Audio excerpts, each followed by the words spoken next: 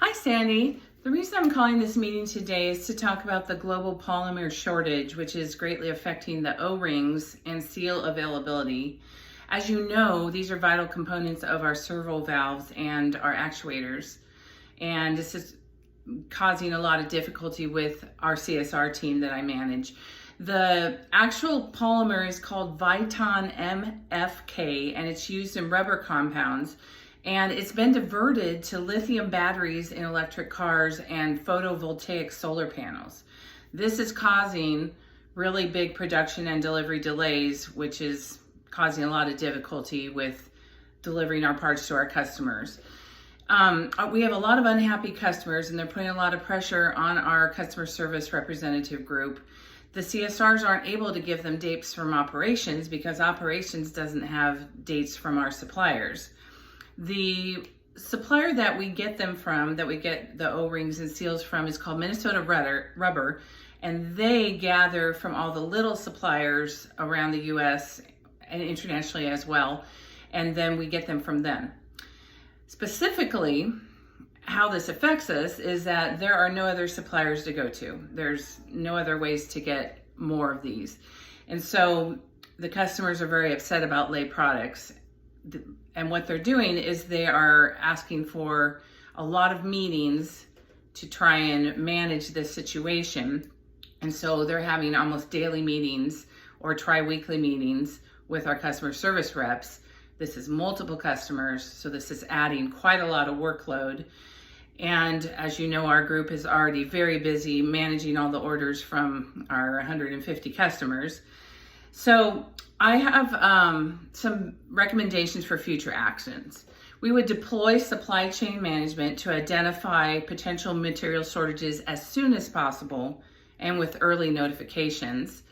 We would create alerts for material resource planning exceptions, the MRP. MRP is the material resource planning exceptions, in order to immediately notify the supplier and begin the resolution process. Early on, we'd want to collaborate with suppliers and keep the pressure on them for on-time deliveries, just like is happening to us. We would meet regularly with them, whether that means flying out to them or driving out to them or Teams meetings, and create and manage a plan to try and mitigate this shortage. We would assess the need for second and third shifts at both our manufacturing facility and at their plants. And we would explore the need for expedited shipping.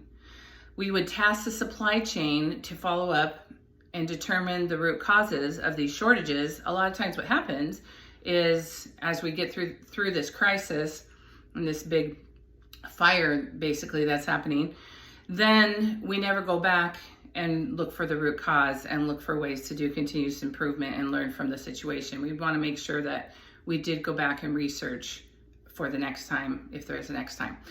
We would continue to hone and make the forecasting and SIOP more accurate. We would hone the lead time process so that the material shortages aren't a result of bad lead time planning. But for now, my team will conduct the extra meetings with the customers. I have encouraged them to be transparent. We always want them to be transparent. Tell the customer what we know, try to get as much information as we can. Keep trying to get those dates. We will create the trackers, even if we don't have new dates to put in them. And we will assure the customers that we are doing the best we can and working with supply chain and procurement and operations to get the dates and the information to pass on to the customers. We'll ensure them that we are working through strategies, that supply chain and procurement has enlisted strategies, and that they can meet with them to hear those strategies, and we will tell them whatever we know. They do know that this is industry-wide and that it's not just our company, but we need to ensure them that we are doing our best and give evidence of our hard work to get through this shortage.